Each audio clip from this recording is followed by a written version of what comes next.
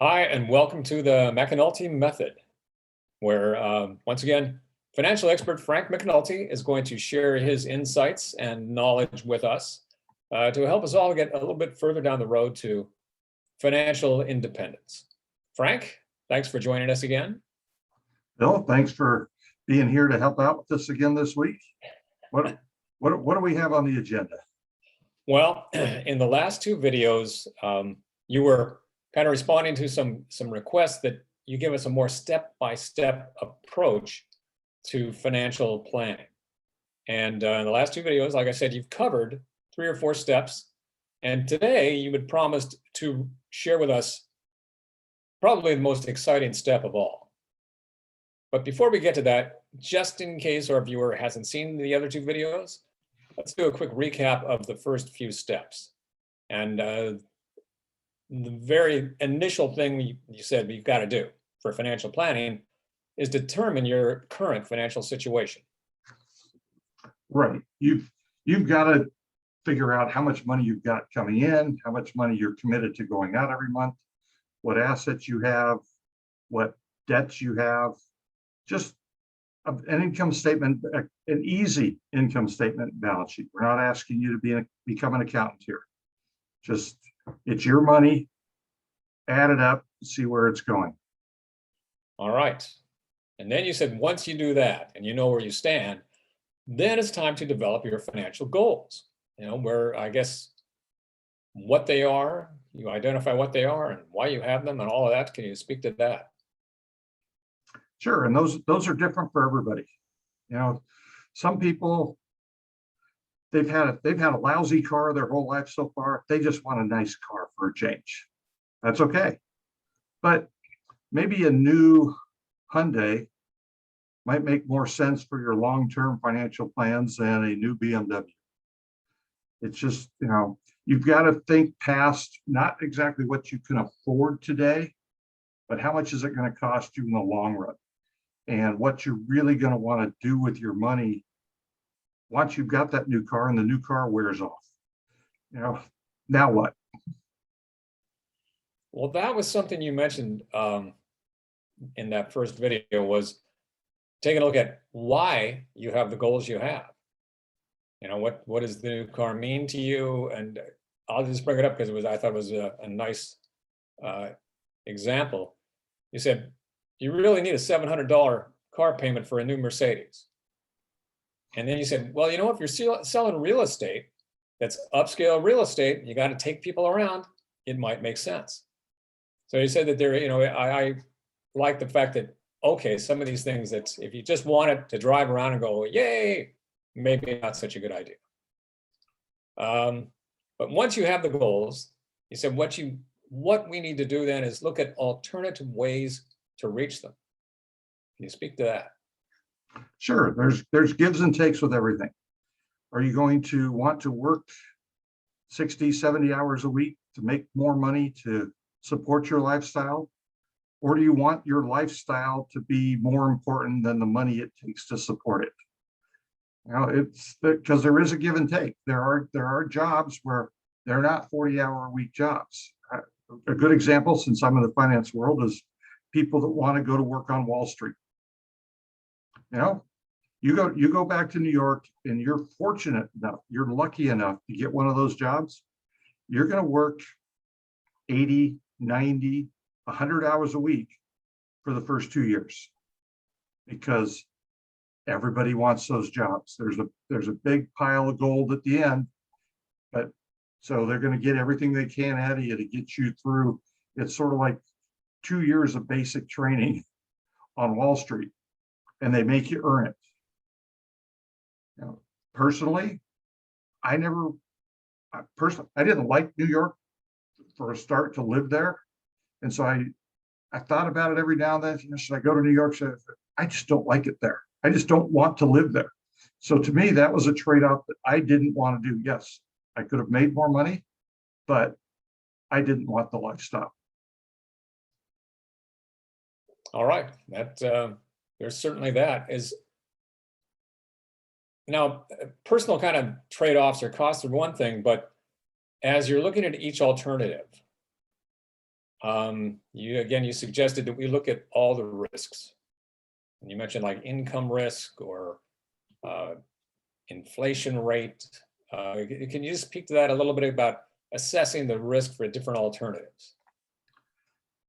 Well, everything has a risk associated with it. You can get the nice, stable government job where you're going to have it forever. There's very little risk of losing it.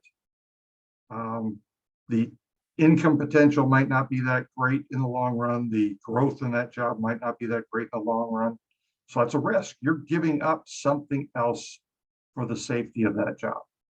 On the other hand, you might want to go take a job somewhere else, see if it'll work. There's a risk. It might not work. But so most people looking at this are young. They can get another job. And the fact that they actually did something outside of the ordinary separates them from the herd. So when somebody looks at their resume, say, oh, look, this person's willing to do something different, to take a step beyond what a lot of other people are willing to do. All right. So just to clarify in my own mind, once you've come up with, say, 3 or 4 alternate ways to get to a goal, like maybe buying the car, then you look at all the risks, and that's how you decide to pursue one way over the others. So you've got your. It's not only the risks, there's trade-offs. There's trade-offs in everything we do. I think I mentioned that when shortly after Cheryl and I got married, we moved to Florida. Now that's 3,000 miles away from basically everybody we knew.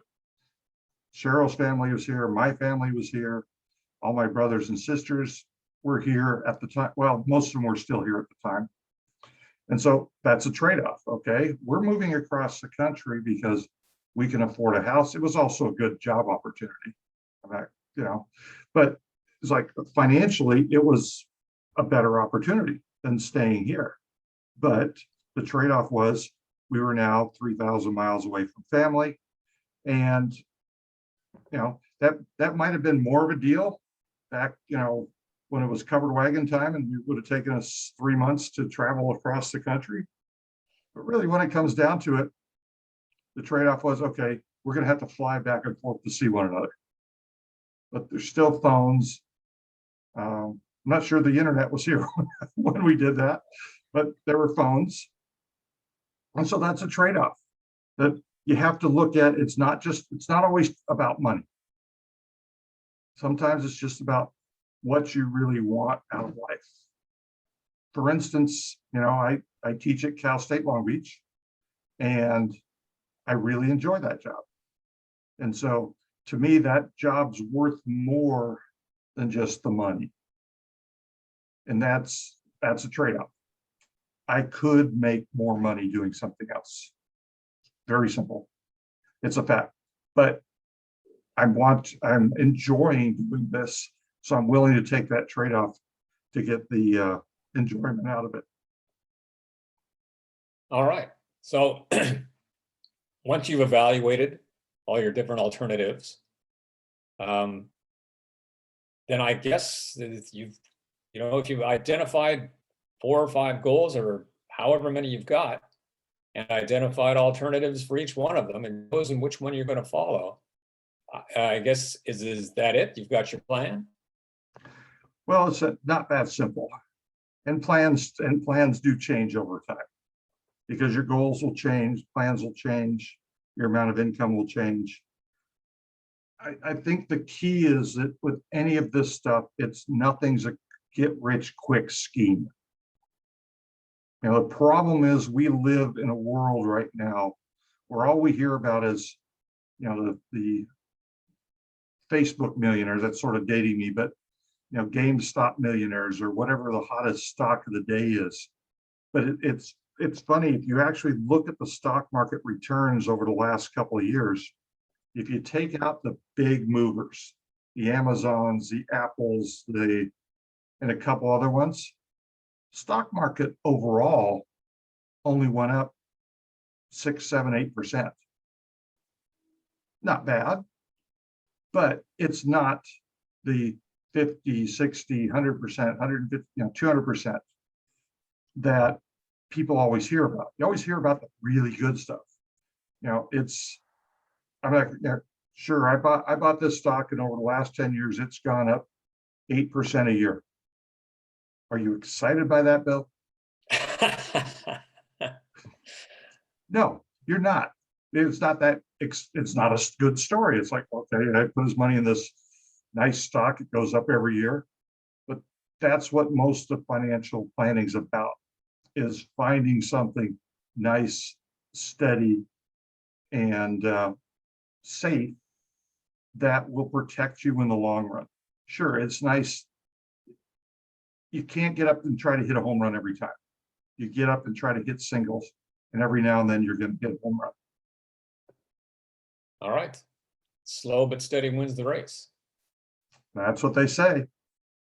All right. You touched on something I think that I'd like to hear more about, and that was once you have your plan, the plan's not done. You've got the plan for right now. How often should you review and revise your plan? I would think quarterly. Quarterly is going to be enough. Your life doesn't change that much on a daily basis that you have to worry about it constantly. And in fact, many studies have shown that the more you mess with your plan, the more you're going to make the wrong decision, because it's too easy to say, oh, this is happening, I need to do this, and then all of a sudden it goes the other way. So if you believe overall that the economy in the long run, or year over year for the most part, is going to grow, that's the most important thing. So how do you want to grow your money, grow your finances? I'm a big proponent of real estate. I love real estate. I think it's truly the way to become wealthy in the United States, whether you're in California or the middle of the country somewhere where housing prices are a third of this. It's the leverage you get from being able to buy real estate that allows you to grow wealth. But it doesn't happen overnight. It happens over 10, 15, 20, 30 years. A friend of mine that I grew up with, he got into real estate young, and he now has 2 small apartment buildings. And those 2 apartment buildings, we're not talking massive numbers of units, we're talking less than 30 units total, now pay him over $35,000 a month in rent. Wow.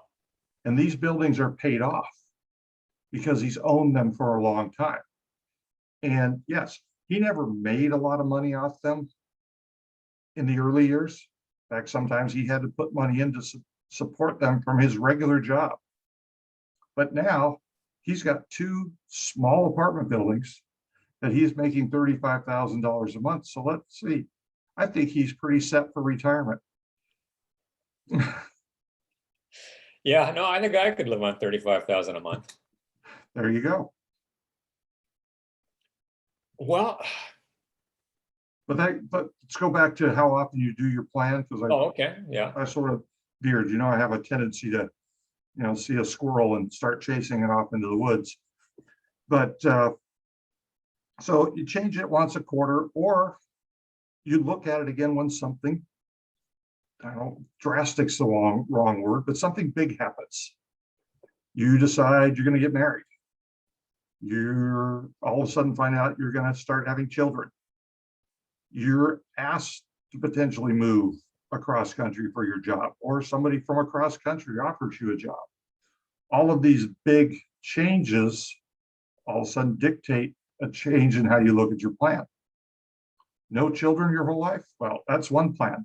All of a sudden children, well, they're going to want to go to college, hopefully, or trade school. I like trade schools too. You want to put money away for them. There's, it changed. So whenever you have a big change in life, or potential big change, that's when you need to look at it as well. That makes perfect sense. I think that's all I have as far as the financial plan, Frank. You took us on all the way through creating it, then revising it. That it is a living document. As It is, and I, most people, even myself included, no one knows all the answers. So it doesn't hurt to talk to people. Now, a lot of people you're going to talk to are going to be trying to sell you something. So you always have to keep that in the back of your mind. Why are they telling me to do this? If they're trying to sell me something at the same time, it's a little self-serve. But you talk to people, even if it's your friends, you talk to them. How do they handle their planning? Are they doing any planning? It's fascinating that when you get people together to talk about something, often the results are better than if you do it on your own. And I've actually seen this with investment clubs and that.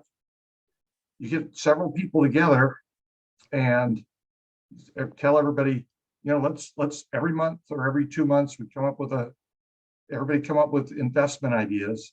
We'll discuss them and we'll do them. Well, so if you've got a rational group of people, you're not going to do the wildest thing that the group comes up with. You're going to do the most boring thing that a group comes up with. But it seems like 9 times out of 10, you pick a decent investment to invest in because you're thinking more globally now. It's not just you, it's other people's money as well. And so, those are good things for people to actually start learning about the stock market. The internet, the internet, we have everything we ever could want to know in the history of mankind on our phones. It's use them. It's amazing how often, even now, more and more now, I'm starting to train myself. If I have a question in my mind, I just pick up the phone and look it up because then I get the answer. And so, talk to other people, talk to people who have been successful, who they use. Let's face it, if you're just starting out, a lot of the investment firms don't want you. The ones that will treat you well don't want you. The ones that aren't going to just try to sell you insurance products and make money off you don't want you because you're not a big enough client. So, but just start out slow. Do little things. Read up. Don't become an expert on everything. In a few of my classes for the last month or so, we've been looking at trading foreign exchange futures and options. An entirely different world. Entirely different. My biggest fear is I'm going to think I know what I'm talking about, try to start trading these things. Probably a bad idea. Pick a stock, pick something, pick a Disney's, pick a Procter and Gamble, a Nestle, even a Facebook, a Google, and say, okay, I'm going to buy some shares and start reading and seeing what happens. It's your money. Don't rely on other people 100%. Well, you also said something in there that reminds me of another conversation we had. It's like, pick something pick something you like, and just buy it. I can't remember exactly the context of what we were talking about. And you said the biggest thing you got to do is just start. Just take the first step. So it's the old, you miss 100% of the shots you don't take. Right. And as we've talked earlier, you need to start putting money from every paycheck into an account. And it'll get very discouraging if it's just a bank account because you're not going to earn anything. I recently moved an account that had $120,000 in it for a group I'm treasurer of, and very stodgy, set in their ways group, finally getting them to invest. Well, this $120,000 was earned 95 cents in the month. Like I said, I held up the statements. Look, this is ridiculous. $120,000, we earn 95 cents. So in a year, we might earn $12 on $120,000. We're losing money. let's at least put it into short-term bonds where we can't lose any money, but we'll at least get 5, 10, 20, 30 times the interest. Still not a huge amount, but it's moving in the right, we're learning. Now, how does this work? How do we, because once again, it's a group, it's not my money. We can't lose the group's money. So what do we do to make sure it's safe? And so everybody has to look at their own attitude. And that's why I suggest you take 90% of your money and put it in something safe. You take 10% and do Bitcoin, Ethereum, Dogecoin, whatever the new flavor of the tulips are today, and have some fun. You might get lucky, you know, but if you're not lucky, okay, you had some fun, you learned some lessons, and you move on. But it's not going to hurt you. You know, it sounds like good advice, Frank, which is why we're here listening to you. Now, do you have anything planned for the next session? I only bring this up because I know we've been getting more comments from people and more questions. And to our viewer, if you have anything you'd like to find out about, just leave a comment, ask the question, and maybe we can address it. Is that okay with you, Frank? That's great with me. I mean, we're still going to hit whether it's better to rent or buy your own place to live in. No, we're working on getting Kirk Kingsit to join us for that. And but no, in the meantime, look, we're here to help the viewer. So let's if the viewer has questions, let's get them, let's answer them, let's go down that path, because what I want to know, or what I think people want to know, is may not be what people really want to know. So we're open to any and all suggestions. All right, so leave a comment, or if you want, shoot a video and post that to our page here. So either way, Frank is going to be back next time to answer your questions. And Frank, I guess that wraps it up. I guess that's it for today. Thanks, Bill. Thank you. I'm going to go work on my plan. Okay, bye.